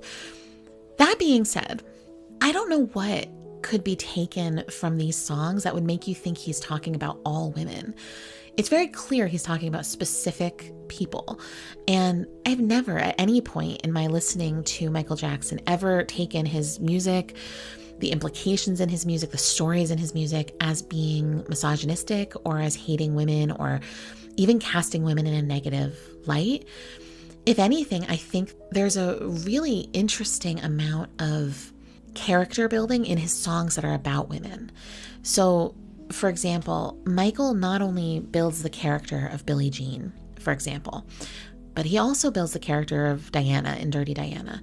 And he does outline these kind of like femme fatale characters. And he really continues that with songs like Dangerous, where in the song Dangerous, he's essentially blaming the woman for his desire to cheat on the person he's with because he's like so attracted to this woman who's so dangerous. And this is actually a theme throughout a number of different songs that Michael has written. Now, does a man's experience of struggling with his desire for a woman or even blaming a woman for some of his own poor choices equate to casting women in negative lights? I don't necessarily think so. I think it could if it was consistent in all of his music, but I think it's more of a type of female character he was especially drawn to. And that doesn't mean, as he said in a previous chapter, it doesn't mean that everything he wrote about was from real life, but I do think that Michael's experiences with women as a very wealthy, famous man were probably quite different than the average male experience with women. So it's not really, I think a fair equation to say that it was casting women as a whole in a negative light. I certainly never got that being his intention. It always felt like storytelling to me. And whether or not these are things based on his own experiences, who knows? But there's a really interesting element of character building for himself as a character in these stories also, where he sets himself up in these situations with women where he is all about it until a certain point, and then he's kind of revealing himself to be an untrustworthy character in the narrative also.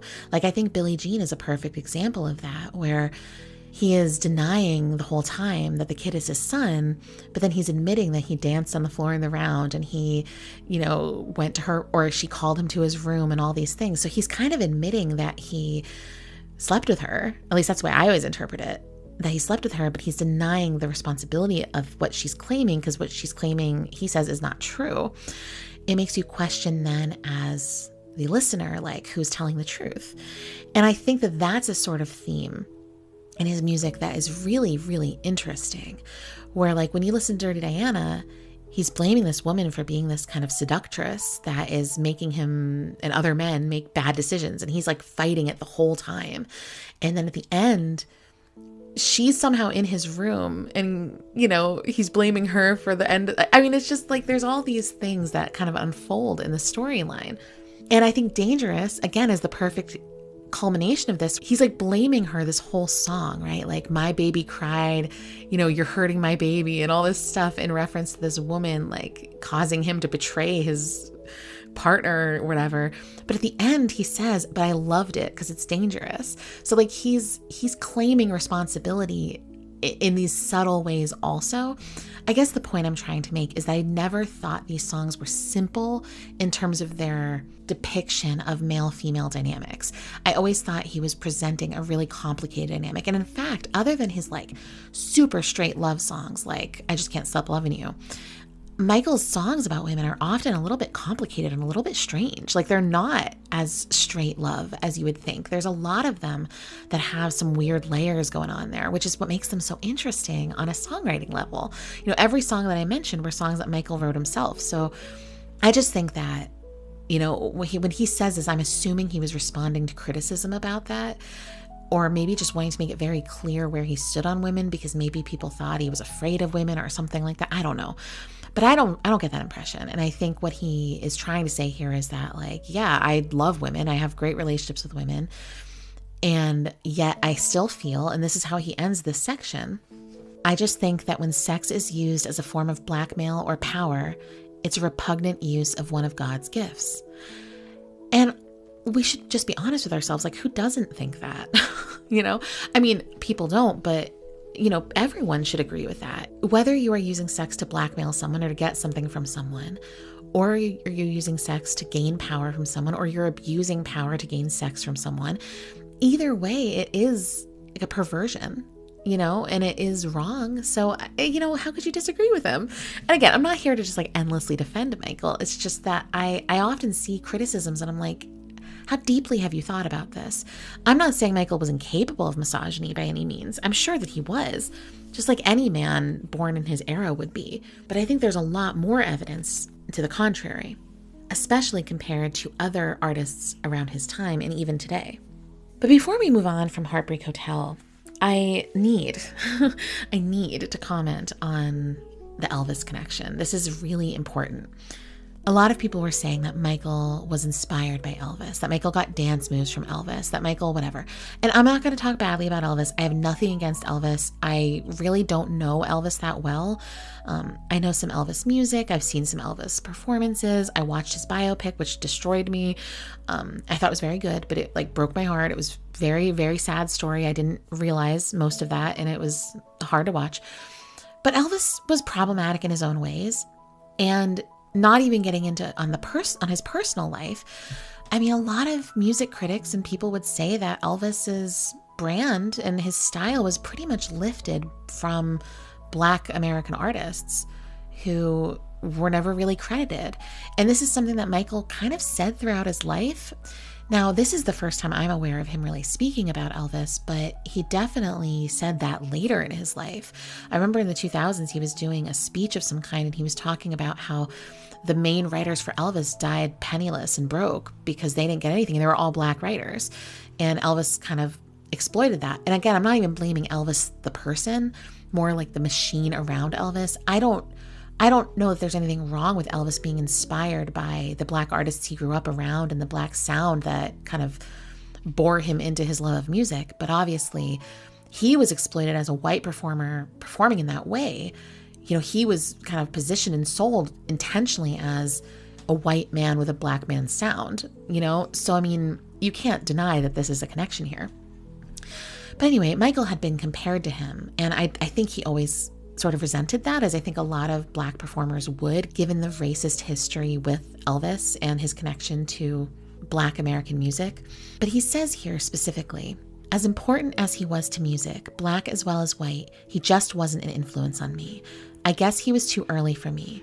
Maybe it was timing more than anything else.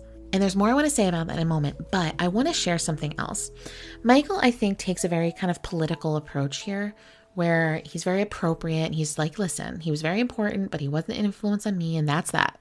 He doesn't say anything else. It feels like he's just kind of shoehorning it in because he wants it to be known. But around this same time, Michael wrote a letter. I don't know if it was a letter or a note, but somehow it ended up in the public domain, and it is online. But it specifically addresses his feelings about Elvis, and other big name white stars.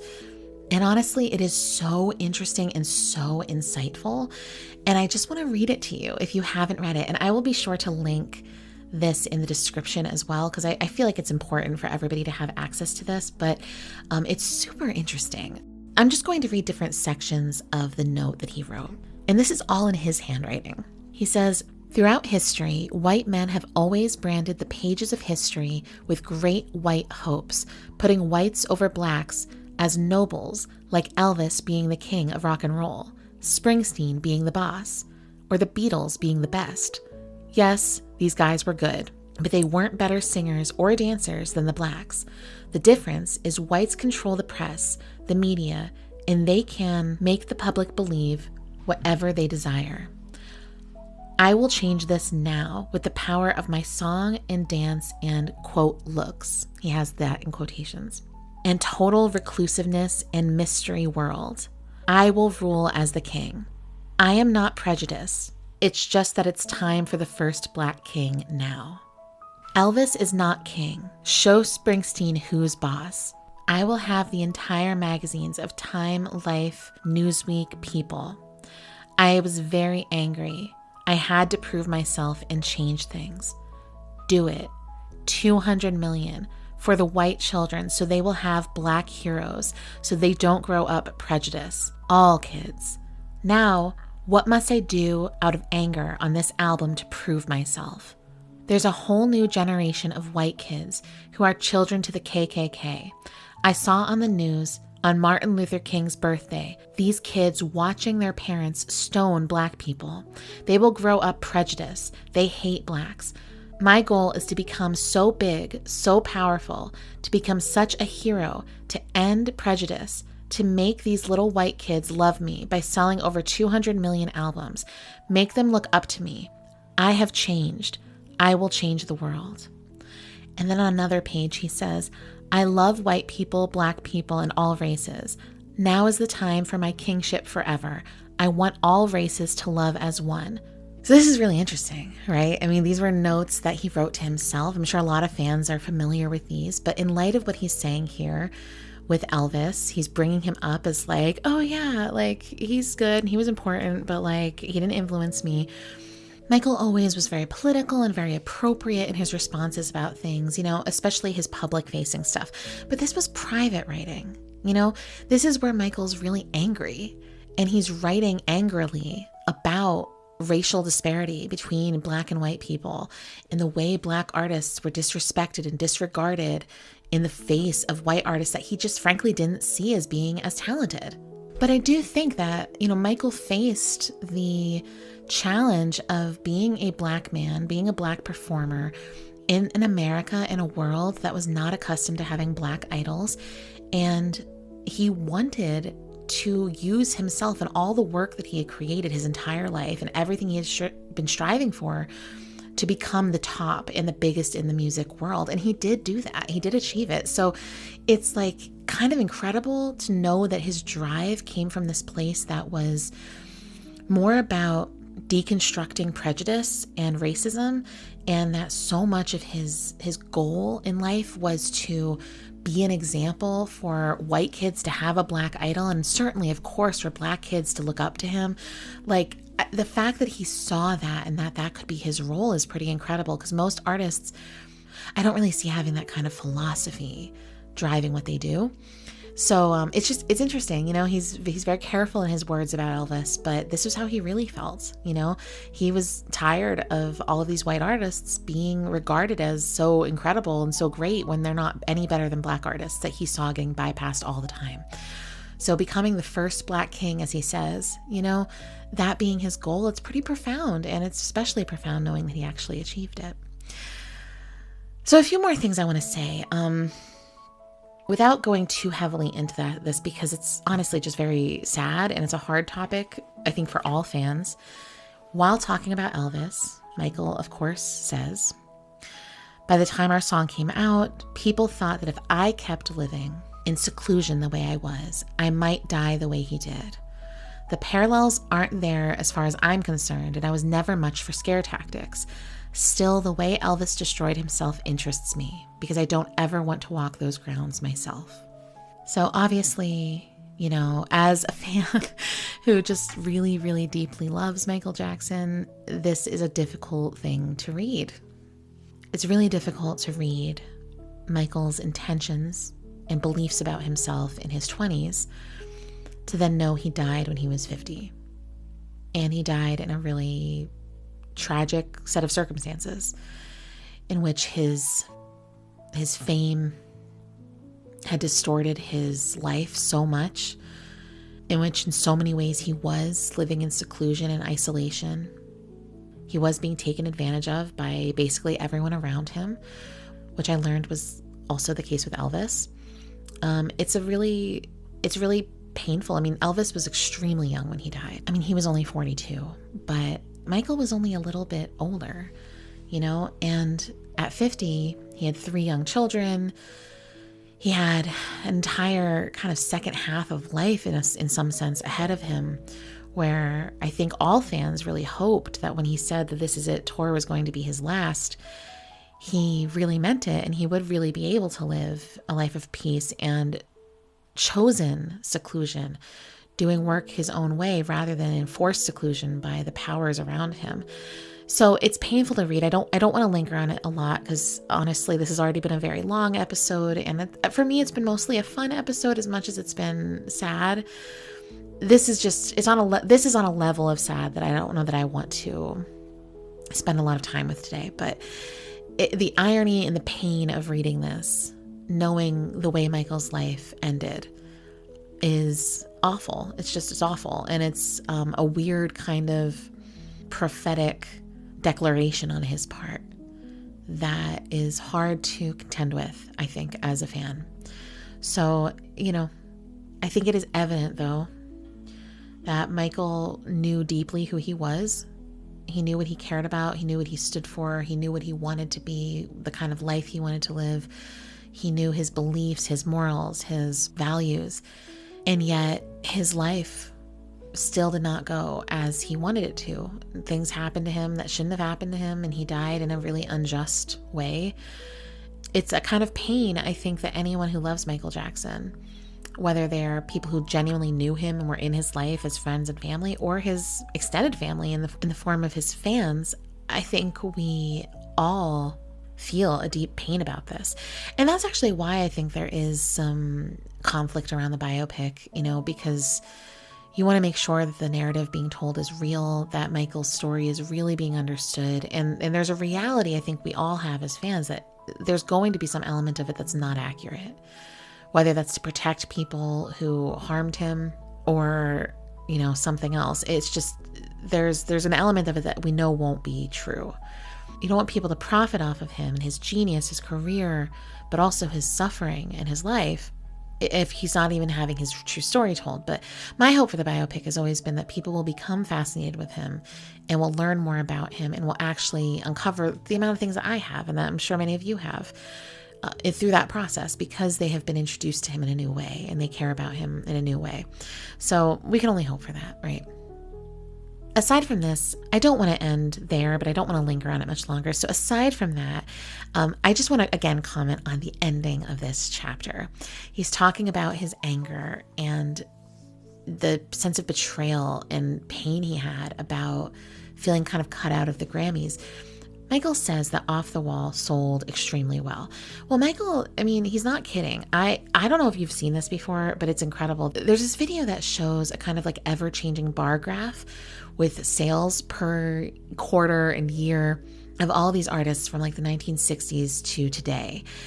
And Michael Jackson was the top-selling artist solidly from 1980 to 1997. I mean, solidly the top selling artist that entire 17-year period, with very few moments where for like a month or a quarter of a year, someone else, like Madonna, would come in and briefly sell more than him, but he wouldn't even release a new album. Like, I know the years every one of his albums released, he would have peaks and it wouldn't even be around the release of an album. He would just always be the default. Somebody else would come out with an album, they would come out on top for like a couple months, and then he would go right back to being on top again. His level of dominance is unmatched. I mean, it's just unmatched. And that started before Thriller. And that's something I think a lot of people don't understand, is that prior to Thriller, Off the Wall was the biggest selling album from a Black artist in history. Off the Wall broke records of its own. And everyone told Michael he couldn't do more than that because he had already broken the biggest, like nobody thought he could go beyond it because he had already gone beyond what anyone before him had done. Any Black artist, that is, that had before him had done. So by him coming in and then, getting angry and being like, no, why should I be held back because I'm Black? It's ridiculous. He knew he had the talent. He knew he had the charisma. He knew he had the work ethic. He knew he had all of it. So he wanted to come in and overtake everything, and he did. And it's like, I don't know how you can't be inspired by that. He overcame so much. This is the thing that I think in 2026 especially might be really hard for us to keep in mind when we're thinking about the climate in which he was releasing this music in the 80s. For a Black man to become the biggest artist in the entire world and maintain that position by a long shot, by the way, for 17 years solidly, that's crazy. That's crazy. To be able to do that in a time before they even played Black artists on MTV. Michael became the biggest selling artist. What? You know what I mean? Like, this is the kind of stuff that I need the biopic to highlight, because people take for granted now that for Black artists to have the kind of success that Michael had, first of all, no one else has matched his success yet, Black, white, or any other race. But to have that kind of success in the climate he did, without social media pushing your music, without people being able to stream for free, without releasing 1 million copies of every album to boost up sales. I mean, without doing any of that, he was the biggest selling artist by 1,000 miles compared to everybody else. So, I mean, we're not exaggerating when we say like he's literally not only the king of pop, but like for sure the king of music and American music, and I would say even global music. And I think most people would agree with that. And it is for so many reasons that I am very proud of being a Michael Jackson fan, but that is one of them, because he achieved everything he really set out to achieve with music. And I'm so proud of that and so proud of him. Not that my pride in him really matters, but I am proud of him, and I am very proud to be a fan of his. So this incredibly, unbelievably long episode, I am so sorry. I wanted to spend time talking about the glossy photos, because at the end of this chapter is where we get a break in the book, where we have pages and pages of glossy photographs, and they are, oh my God, performance shots of Michael Jackson where he's like sweaty and ripping his clothes off. Like, what was he doing putting these in a book? But anyway, amazing photographs. I'm not going to linger on them. That is not why we're here. But the photographs are incredible, and I think it was very smart and wonderful that they included them. They're not just those types of photos, by the way. There's a lot of very normal photos too. But I appreciate them nonetheless. This was an excellent second half of chapter 4. I am sorry that this was such an ultra long episode, but what can I say? I hope that it makes sense once you've listened to this, why it's so long. This is why this season is exhausting me. I never run out of things to say about Michael and these chapters, but I also it takes forever to record and to edit them. My goodness. So even though this is a shorter season and episode wise, I think it might end up being longer in length, which is crazy to think about. But anyway, thank you very much for being here, for sticking it out with me today in this super, super long episode. And I look forward very much to continuing our reading next week as we get into Thriller, which is going to be a very exciting time. So I wish you all a wonderful week and weekend, and I will talk to you all again very, very soon. Until then, take care.